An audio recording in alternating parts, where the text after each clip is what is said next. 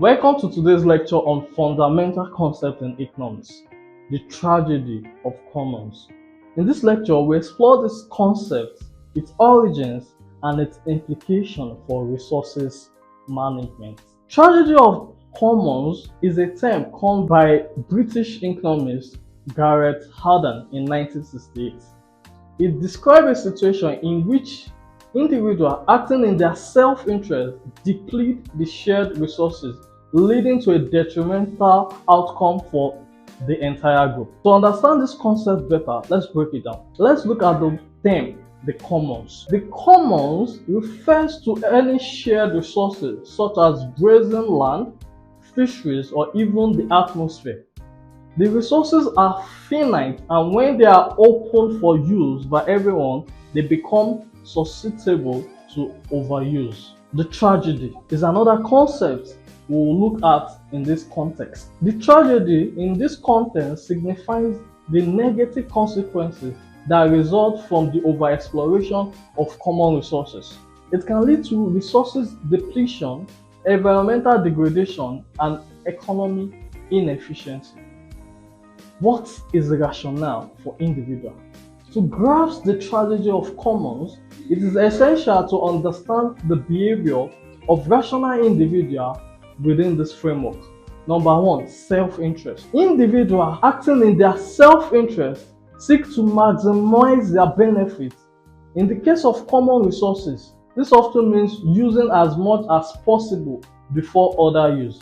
What are the dilemmas? Each person's rational choice to exploit a common resources may lead to its depletion, which is against the collective interest of the group.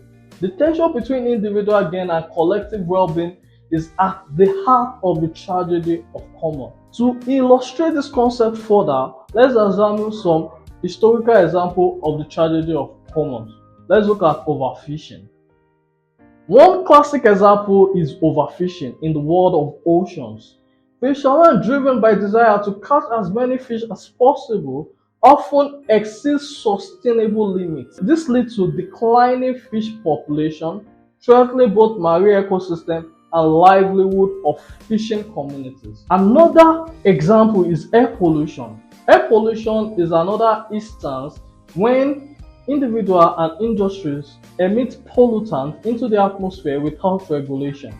The collective consequences is poor air quality, which can harm public health and the environment. How do we then solve the problem of tragedy of commons? While tragedy of commons highlights a challenging problem, there are solutions and important implications for economics and policymakers. The number one solution is regulation and governance. One solution is the implementation of regulation and governance structure to manage common resources. This can include catch limits in fisheries, emission standards for air pollutants, and property rights for land. Encouraging cooperation and collective action among resource users is also crucial.